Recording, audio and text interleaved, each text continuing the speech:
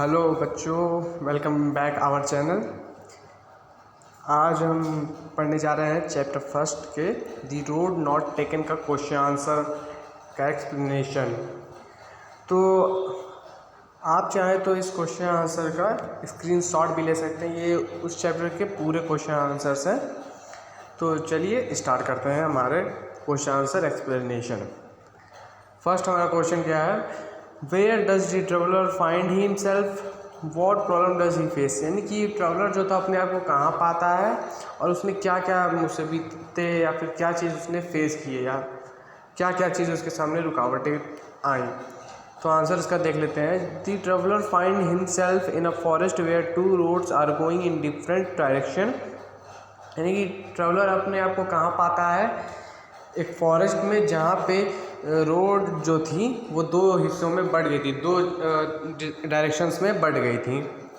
The poet face the problem of choosing one of them, he can't decide which road is what taking. यानी कि poet ने क्या problem face किया कि वो कौन सा रास्ता चुने और कौन से रास्ते पे जाएगा अगर पोएट तो उसका अच्छा होगा, उसके लिए फ़ायदेमंद होगा। ये उसने प्रॉब्लम फेस किया था। अब यहाँ हम सेकंड देखते हैं, discuss what this phrases mean to you. यानी कि यहाँ पे क्या है, पोएम के कुछ वर्ड्स या फिर एक सेंटेंस कहिए वो यहाँ दे दिया है और उसका मतलब यहाँ पूछा है।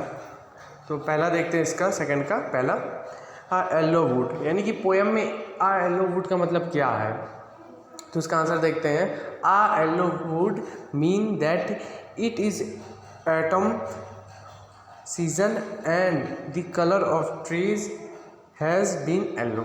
यानी कि इसके यहाँ दो मतलब हो रहे हैं, या फिर वो जो सीज़न है वो जो येलो वुड उसमें कहा गया है, या फिर उसका मतलब हो सकता है आपका पतझड़ का सीज़न हो या फिर जो पेड़ का रंग हो वो पीला हो। तो सेकंड देखते हैं, सेकंड का second, it was grassy and wanted wear. इसका आंसर देखते हैं। It was grassy and wanted wear, it means that grass was grown over the road and it was less travelled. It was grassy and wanted wear का यहाँ मतलब क्या कहना चाह रहा है पोएम में, कि जो रोड है, रोड पे काफ़ी ज़्यादा ग्रास उगा हुआ है और वो उस पर कम ही लोग ट्रैवल करते हैं, उस पर कम ही लोग जाते हैं उस रोड पे। दी पासिंग देयर, थर्ड देखते हैं हम सेकंड का, दी पासिंग देयर। इसका आंसर देखते हैं। The passing there mean going up and down to road. यानी कि पासिंग देयर का मतलब यहाँ कहना चाह रहा है पोएम में हमारे कि इस रास्ते से काफ़ी लोग आते जाते हों। फोर्थ देखते हैं सेकंड का, leaves no step and trodden black. इसका आंसर देखते हैं। It means that the leaves were not crushed under the foot. तो यहाँ leaves no step had trodden black, इसका मतलब यहाँ क्या कह रहा है कि जो लीव्स हैं वो फूट के नीचे यानी कि हमारे कदमों के नीचे आके क्रश नहीं हो रहे हैं, यानी कि पत्ते अभी भी ग्रीन हैं, क्योंकि सूख जाते हैं तो कड़े हो जाते हैं पत्ते, तब क्रश हो पाते हैं। अब हमारा सेकंड का देखते हैं, how way leads on to way. इसका देख लेते हैं answer. It means that one road leads someone to the other and there is no turn back.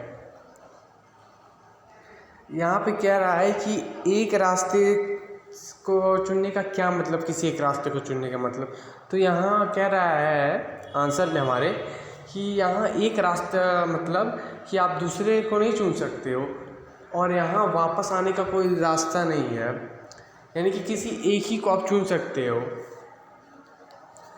वापस आने का कोई रास्ता नहीं। अगला देखते हमारा third, is there any difference between the two roads has the poet describe them. ये हमारा थर्ड में कह रहा है कि क्या कोई भी डिफरेंस था उन दो रोड्स में जो पोएट ने डिस्क्राइब किया है हमारे पोएम में। तो थर्ड का पहला देख लेते हैं, इन स्टैंजस 2 and 3। या स्टैंजस मतलब क्या है, स्टैंडर्स मतलब हमारे पोएम में 4 पैराग्राफ्स हैं, तो दूसरे और तीसरे पैराग्राफ की यहाँ बात कर रहा है।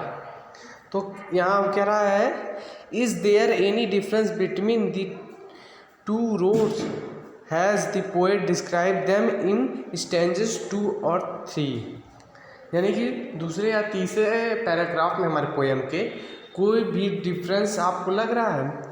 तो हमारा आंसर है the road stand for the choice in our life. यानी कि यहाँ रोड को कंपैरिजन हो रहा है हमारे लाइफ से। इस पोएम में हमारी लाइफ से कंपैरिजन कर रहे हैं यहाँ रोड को। In the second and third stanza both the road were covered with leaves. इसमें सेकेंड और थर्ड पैराग्राफ में जो रोड्स हैं, उसके जो रोड है वो सब लीव से कवर है। दोनों रोड्स यानी कि सेकेंड और थर्ड पैराग्राफ में कहा गया है कि दोनों पैराग्राफ्स में जो रोड है वो लीव्स से कवर है। But one road is less travelled, it was grassy, the second road was much travelled. लेकिन एक रोड जो है उस पर कम घास है और जो सेकेंड रोड है उस पर काफ़ी ज़्यादा लोग आते जाते हैं। और सेकेंड क्या कह रहा है, थर्ड का second, in the last 2 line of the poet. यानी कि यहाँ कहना चाह रहा है is there any difference between the 2 roads has the poet describe them in the last 2 line of the poem. यानी कि कह रहा है कि आपको कोई डिफरेंस लग रहा है इस पोएम में के आखिरी के 2 लाइनों में। तो पढ़ते हैं इसका answer. The poet choose the second road which was less travelled. यानी कि जो पोएट था उसने सेकेंड रोड को, दूसरे रास्ते को चुना था जो कि बहुत कम ही लोग उस पर ट्रेवल करते थे। He left the first for some other day. यानी कि उसने पहले रोड को किसी और दिन के लिए छोड़ दिया। But it has made all the difference in poet life. लेकिन इसी के कारण पोएट की लाइफ में काफ़ी सारे डिफरेंस यानी काफ़ी सारे बदलाव हुए पोएट की लाइफ में। हमारा fourth, what do you think the last 2 line of the poem mean. यानी कि इस पोएम में जो हमारा ये पोएम है द रोड नॉट टेकन, इसमें आपके आखिरी 2 लाइन में आप क्या समझते हो? Looking back does the poet regret his choice और एक्सेप्ट इट। यानी कि ये कह रहा है कि आप पोएम में फिर से देखो, क्या पोएट जो है वो जो अपना रोड चुना है, जो रोड उसने चुना था, क्या वह उस पर पछताता है या फिर उसको एक्सेप्ट कर लेता है, उस पर संतुष्ट हो जाता है? तो उसका आंसर हम पढ़ते हैं। The poet does not choose the first road. यानी कि पोएट जो है वो फर्स्ट रोड चूज़ नहीं करता है, फर्स्ट रोड वो नहीं लेके सेकेंड रोड पे जाता है। He chooses the second road which was less travel. उसने, जैसे मैंने कहा, सेकेंड रोड उसने लिया जिस पे काफ़ी कम लोग ही ट्रेवल करते हैं। But in future he regretted that he could not choose both the road. लेकिन क्या होता है, पोएट फ्यूचर में सोचता है कि वो दोनों रोड्स जो था, दोनों रोड को नहीं चुन सकता था, क्योंकि बंदा तो एक ही है, अब कौन और कैसे वो दोनों रोड पे जा सकता था। तो इसीलिए वो एक ही रोड उसने सेलेक्ट किया। लेकिन अब फ्यूचर में उसे पछतावा होता है कि वो दोनों रोड क्यों नहीं सिलेक्ट कर पाया। Choosing the less travelled road has change the poet life. यानी कि जो पोएट ने अपना सेकेंड रोड सेलेक्ट किया था, उस पर चलने के कारण पोएट की लाइफ में काफ़ी सारे चेंजेस आए। The road stand for the problem of choose in life. यानी कि उस रोड पे काफ़ी सारी प्रॉब्लम्स आए पोएट की लाइफ में। A particular choice change a personal life. और यहाँ आखिरी में एक छोटी से छोटी चॉइस किसी भी का लाइफ चेंज कर सकती है, छोटी सी भी छोटी चॉइस। तो हमारा ये आज का जो पोएम था, अभी ये कंप्लीट हो चुका और इसके क्वेश्चन आंसर्स भी ये मैं आपको दे दे रहा हूँ। और हम आगे भी चैप्टर्स लाएंगे इस बुक के बिहाइव क्लास 9th के।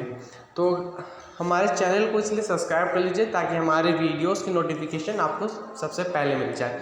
अगर आपको मेरा ये वीडियो अच्छा लगा हो तो लाइक कीजिएगा एंड शेयर कीजिएगा ताकि दूसरे भी इसके जान पाए, अगर ये आपको वीडियो मेरा अच्छा लगा हो तो। Thank you and we meet again for my next video. Bye.